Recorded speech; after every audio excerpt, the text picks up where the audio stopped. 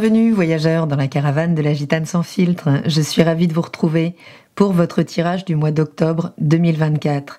Merci pour votre participation au concours du mois de septembre. Vous avez été nombreuses à participer. Je félicite le gagnant, mais au moment où je poste cette vidéo, je ne le connais pas encore. J'ajouterai le lien dans la barre de description le 1er octobre vers la vidéo qui annonce le gagnant, puisque le concours se finit le 30 septembre. Je ferai ce concours régulièrement, je vous invite à vous abonner pour avoir l'occasion peut-être de gagner 1 heure de consultation en visio avec moi. C'est la période balance, un moment d'équilibrage des relations. Les jours commencent à se réduire, la part sombre va gagner du terrain là et nous invite à descendre dans les profondeurs des choses. C'est une période maîtrisée par Vénus, nos sentiments, nos valeurs. Et oui, c'est l'automne, c'est le moment où on commence à regarder autour de nous, savoir si on va partager notre cocon pendant l'hiver. C'est une période également maîtrisée par Saturne, qui invite à considérer les choses avec toujours plus de sérieux, de rigueur, pour toujours plus d'authenticité et de profondeur. D'un point de vue relationnel, nous allons voir donc pour ce tirage, puisque nous descendons là vers nos profondeurs, vers le scorpion, vers nos instincts, savoir quel animal va aider cette transformation avec l'oracle du peuple animal. Et puis, nous irons voir là par secteur de vie avec le tarot des mondes sauvages et inconnus, votre état d'esprit, votre communication, vos déplacements, votre énergie émotionnelle, affective, plus relationnelle, la dimension matérielle et professionnelle, et puis ce qui vous fait vibrer là pendant ce mois d'octobre.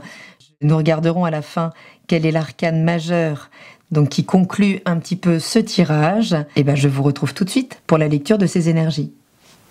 Bienvenue chers amis poissons. Alors allons voir tout de suite quel animal pourrait être inspirant, pourrait être votre compagnon en termes d'énergie, de qualité à déployer ou de questionnement là pendant ce mois d'octobre avec donc l'oracle du peuple animal.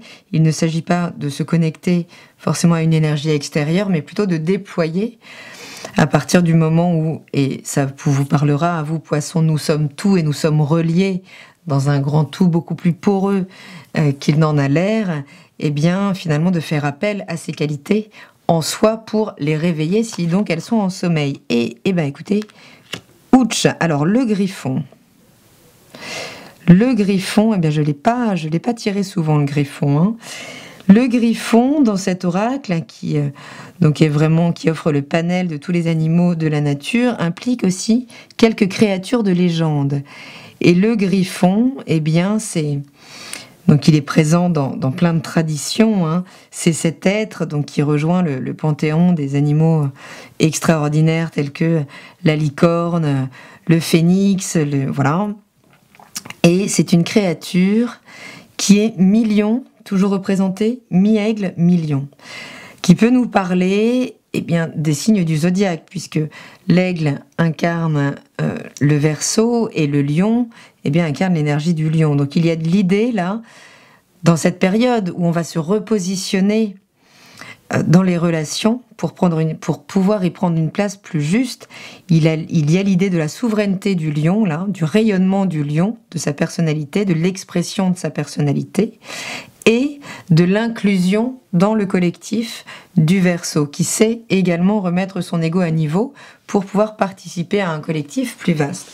Donc il y a l'idée de cette réunion entre visible et invisible, peut-être donc là qui vient vous offrir du soutien, peut-être dans un moment difficile, oui, en tout cas il peut être plus difficile d'incarner, de mettre en pratique au quotidien sa spiritualité. Voilà, puisqu'il y a l'idée de réunir ici ciel et terre. Vraiment, on parle beaucoup d'énergie de l'esprit, il y a une forme d'alchimie, mais ça reste quand même une empreinte assez initiatique, quel que soit ce que vous vivez en ce moment. Ça peut nous parler quand même d'épreuves à dépasser en termes d'initiation pour, vous permettre d'intégrer des choses peut-être plus difficile, mais déployer une espèce de magie, de pouvoir intérieur, mais qui passe en fait par le passage d'un monde à l'autre. Donc ça peut être un mois, ça peut nous annoncer un mois assez délicat, même si tous les signes sont challengés, vraiment. J'aimerais vous annoncer à tous que chaque mois, amour, gloire et beauté, formidable. Mais non, nous sommes tous challengés là, puisque eh bien ce collectif doit bien évoluer pour juste permettre sa survie, en fait. Et ça se passe au niveau individuel. Votre état d'esprit, début octobre, ok, bon. Bon, ben on parlait d'épreuves, on peut être dedans. Là, on est vraiment en bout de course en termes de nœuds au cerveau qu'on peut se faire, donc des inquiétudes que l'on peut déployer, vraiment un système d'auto-limitation là qui nous enferme, hein, des croyances au bout desquelles on a été. C'est vraiment, on se sent en bout de course, peut-être nerveusement, extrêmement fatigué, de ruminer des choses, des situations dont on ne voit pas le bout. Donc il peut y avoir une vraie fatigue là au début de ce mois. Vous êtes beaucoup brassé hein, entre Neptune qui est rétrograde dans votre signe et Saturne hein, qui vous met face à des conflits, des challenges pour vous permettre de mettre davantage de contours à votre personnalité, de vous positionner de manière plus nette, en fait, de savoir dire non, en gros. Mais vous pourriez encore être très très challengé ce mois-ci. En fin de mois, bon, vous voyez le bout du tunnel en fin de mois. Vous prenez peut-être de la perspective par rapport à des difficultés, à des choses, mais dont vous arrivez quand même à extraire une forme de matière. Mais même si vous en sortez, ça peut laisser quand même une forme d'amertume ou de regret, donc qu'il ne s'agit pas d'alimenter. Évidemment, puisque si vous n'avez plus la main, vous ne pouvez pas refaire les choses. Il s'agit bien aujourd'hui de vous en détacher, c'est-à-dire d'arriver sur la 10e marche de cet escalier, là, en lien avec l'épuisement de vos désirs. Alors, ça peut être en lien avec l'émotionnel, le professionnel, quelle que soit la problématique au bout de laquelle vous arrivez, là, et qui demande vraiment à ajouter cette 10e pièce pour lâcher un fardeau. Au niveau émotionnel... Ah bah on a ce 10 de bâton. D'accord. Oui, donc ça peut vraiment être au sein là d'une relation, alors quelle qu'elle soit, hein, puisque l'émotionnel n'est pas causé que par des relations sentimentales, amoureuses. On peut parler d'émotions vis-à-vis de nos enfants, de tout ce qui va créer dans le lien une émotion. Il y a un fardeau ici que vous déposez. Mais ça peut passer par une épreuve, c'est pas pour ça que c'est simple. On peut être des fois, eh bien, on peut faire de problématiques, de zones inconfortables, des zones de sécurité émotionnelle.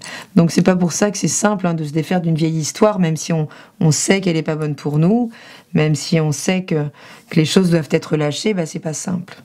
Mais en tout cas, en début de mois, vous savez qu'il faut le lâcher. En fin de mois, sans doute, vous arrivez à métaboliser les choses, à trouver peut-être la force, le courage, peut-être juste parce que vous arrivez à un état d'épuisement, hein, tel que vous n'avez plus le choix que de déposer les armes. Vraiment, là, de lâcher quelque chose qui est beaucoup trop lourd et qui vous fait, oui, des nœuds au cerveau, ou alors c'est vraiment des conflits, des terrains conflictuels desquels on ne sort pas. Et là, il y a quand même une émergence, mais ça passe par le fait... Peut-être un sacrifice, lâcher quelque chose derrière vous. En fin de mois, ouais, bon. En fin de mois, à nouveau, vous êtes dans des regrets, des choses comme ça. Laissez le passé au passé. Vraiment, quitter son empreinte sur vous, rester accroché au passé ne permet ni d'être dans le présent et encore moins de s'ouvrir vers ce qui arrive. D'accord ? Puisque là, il y a quelque chose à renouveler. Émotionnellement, il y a vraiment des choses qui ont été au bout, que ce soit donc dans le cadre de la relation privée, partenariat professionnel, relation familiale ou autre. Hein, il s'agit ici là de reconnaître vos besoins émotionnels, s'ils sont nourris ou non, s'ils sont pas nourris à un moment. Soit vous entretenez la croyance que vous ne méritez pas mieux, soit vous déposez ce fardeau. Peut-être vous n'aurez pas le choix que de déposer ce fardeau pour vous ouvrir à plus de sécurité émotionnelle, peut-être sortir de conflits émotionnels, soit de frustration interne, soit vraiment d'échanges difficiles. Au niveau professionnel et matériel, bon, alors là, il y a du mouvement. Peut-être en réinvestissant, voilà, s'il y a des choses trop compliquées au niveau mental, affectif, peut-être on canalise son énergie, là vraiment, on se dévoue, en gros, on se jette corps et âme, là, dans son boulot, dans sa profession, on y va avec ardeur. C'est comme s'il y avait un système d'équilibrage ou des zones trop difficiles à investir, donc on met tout là dans la matière, dans l'investissement, dans le fait vraiment de faire bouger sa vie matérielle. Alors on peut être en quête aussi peut-être de l'achat d'une maison, de quelque chose, on va faire des propositions. En tout cas, il y a des désirs ici. Hein, peut-être de se sortir de situations problématiques et vraiment de pouvoir en émerger pour être beaucoup plus aligné et recevoir en conséquence. En fin de mois, eh bien, il peut y avoir des imprévus. Des imprévus là qui viennent vous recadrer. Alors vous recadrez juste peut-être vous remettre dans le présent, hein. Surtout si vous êtes accroché par le passé, par des souffrances du passé qui vous demandent vraiment là de prendre de la perspective, de remettre ça à niveau, de ne pas tomber dans le jeu des illusions de l'incarnation, de ce bain là de mémoire, d'âme dans lequel nous baignons, ce jeu auquel nous participons sans qu'on nous ait jamais, je le rappelle, délivré de notices ou de mode d'emploi. Donc là, il peut y avoir un recadrage, c'est pas pour ça que c'est négatif du tout.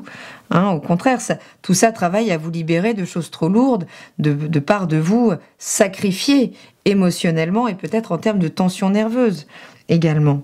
Donc oui, les choses vont se recadrer, mais ça peut venir par l'intervention. Surveillez Uranus, hein, qui est en Taureau, donc qui peut très bien là... effectivement créer des imprévus, venir bousculer un petit peu vos fondations, mais c'est pour vous permettre peut-être de vous réaligner avec vos désirs. Vos désirs en début de mois, ils vont vous faire lâcher certaines illusions, vous mettre face à certaines illusions, peut-être en lien avec quelque chose à quitter, même si c'est difficile. Hein, ça pourrait être des découvertes, des choses qui nous tombent dessus, vraiment on n'avait pas vu le truc venir, et les illusions s'effondrent d'un coup. L'avantage, c'est que l'étape d'après, c'est on en finit avec ça, on met à distance justement notre capacité à nous faire peut-être trop influencer. En tout cas, il y a l'idée peut-être d'y voir plus clair. Là, ce sont vos désirs de début de mois. Peut-être désirez-vous éclaircir certaines situations qui créent, c'est même plus un inconfort là. C'est au-delà de ça. Mais vous êtes tellement résistant, j'ai envie de dire, à la douleur, au sacrifice, qu'il faut vous emmener très très loin pour un moment ou un événement extérieur pour pouvoir mettre un coup de talon et sortir d'un cycle de votre vie et pouvoir écrire une nouvelle page. En fin de mois, ces désirs, eh ben, ils sont clairs. Vous voyez, je vous disais en début de mois, vous voulez sans doute éclaircir les choses. Hein, vous avez la possibilité avec Neptune qui est rétrograde, qui fait lâcher donc certaines désillusions, qui est votre planète maîtresse, mais également Saturne qui vous permet de vous positionner. Peut-être, là, y arrivez-vous à la fin du mois. Hiérophante, il est rectiligne. Lui, justement, il peut aligner sa spiritualité et la mise en pratique, donc dans l'action. Hein, il est capable de s'engager. Il est capable également d'avoir une vision claire à 360 degrés des choses, de pouvoir aller débusquer justement l'illusion, hein, puisque eh bien, c'est vraiment l'énergie qui débusque le diable dans le détail, donc les rapports de pouvoir, de force et autres. Donc voilà, en fin de mois, on sort quand même de quelque chose. Ça peut être bousculant, c'est vrai, mais... vous avez peut-être assez enduré là, une situation, hein, vous me direz. Et l'arcane majeur qui va résumer un petit peu là ce mois d'octobre, et ben voilà. Fin de cycle, il y a quelque chose dont vous avez fait le tour. D'accord, il s'agit aujourd'hui de réunir l'enseignement de toute cette phase là, qui a exprimé le maximum de son potentiel. Vous pourriez, oui, vraiment vous réaligner, là, être recadré, mais y voir clair hein, sur les choses hein, en fin de mois, pour pouvoir laisser le passé au passé et vous offrir une vraie renaissance où votre personnalité sera beaucoup moins floue, beaucoup plus nette, beaucoup plus affirmée dans vos positions pour vous permettre, eh bien, oui, de moins en prendre, de moins vous sacrifier, de faire plus d'espace à qui vous êtes, et peut-être de libérer donc de nouvelles ambitions. Voilà, mais écoutez, n'hésitez pas à me raconter. Bon courage, mais en même temps tout ça est extrêmement évolutif. Hein. On voit bien quand même qu'en fin de mois, là, les choses évoluent et il y a de la clarté. Je vous souhaite de déployer toutes les qualités du Griffon. Je vous embrasse. Je vous souhaite un très beau mois d'octobre et je vous dis à très bientôt dans la caravane de la Gitane sans filtre. Salut!